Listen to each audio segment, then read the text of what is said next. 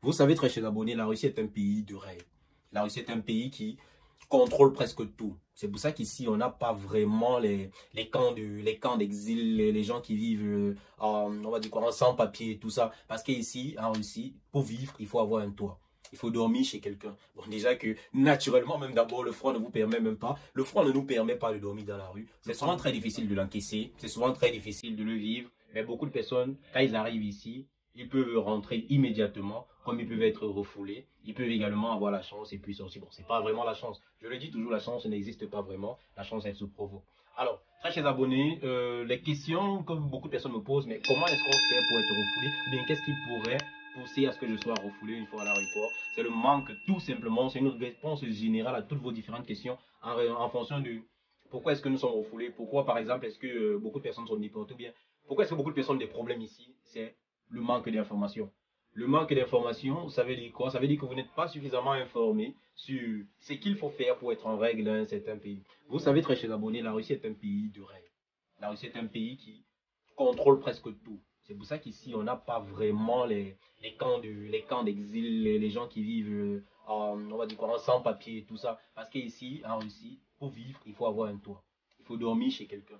Déjà que, naturellement, même d'abord, le froid ne vous permet même pas. Le froid ne nous permet pas de dormir dans la rue. Le froid ne nous permet pas d'être sans domicile fixe. Alors, très chers abonnés, ce qui peut vous pousser à être refoulé au niveau de l'aéroport, par exemple, ça peut être la non-complémentarité de votre documentation. Vous voyez, vous arrivez, vous avez un document, vous avez des documents manquants. Vous venez par exemple pour être étudiant et puis vous avez peut-être des, je vais dire ça comment, pour ceux qui n'ont pas encore payé le scolarité ou même pour ceux qui ont payé, donné de l'argent et puis ils ont été arnaqués parce qu'il y a pas mal de personnes qui le font.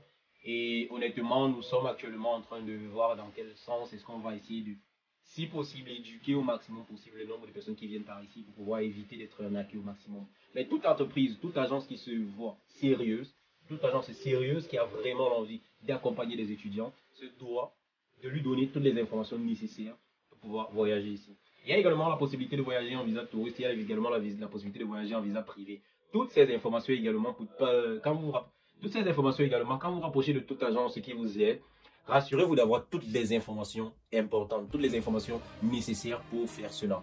Donc, je ne vais pas étaler tous les documents qu'il faut ici, parce que bon, il n'y a pas vraiment de canevas, si on va dire ça comme ça, il n'y a pas vraiment de canevas propre à tout type de voyage, mais quand même, sachez-le, le seul problème qui fait en sorte qu'on échoue dans beaucoup de choses que nous faisons ici, c'est le manque d'information. C'est pour ça que vous voyez notre initiale ou bien, c'est pour ça que vous voyez notre slogan, c'est l'information, la clé de la réussite. Parce qu'une fois que vous êtes informé, une fois que vous avez l'information de ce que vous allez faire, de ce que vous devez faire, vous avez en main la clé d'une grosse réussite.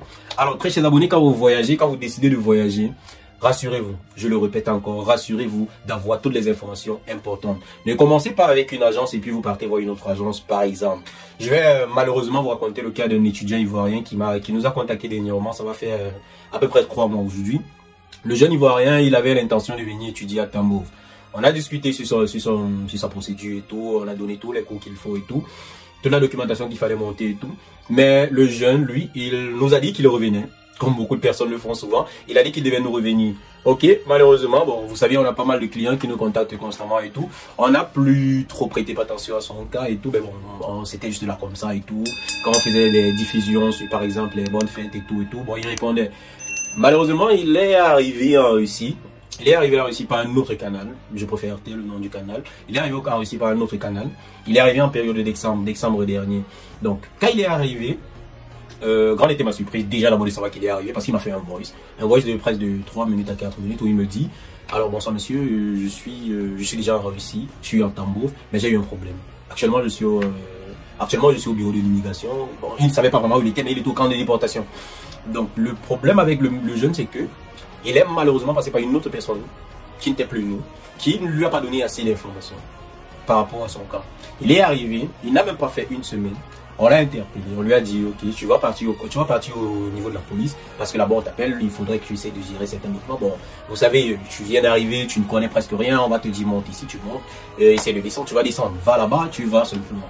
Donc le mec il est arrivé au niveau de la police et là-bas c'était en fait un guet-apens. Bon, on va pas créer des termes un peu bizarres, mais c'était quand même en fait on l'interpellait parce qu'on devait l'arrêter. Il n'était plus en règle. Je sais pas comment, mais il n'était plus en règle.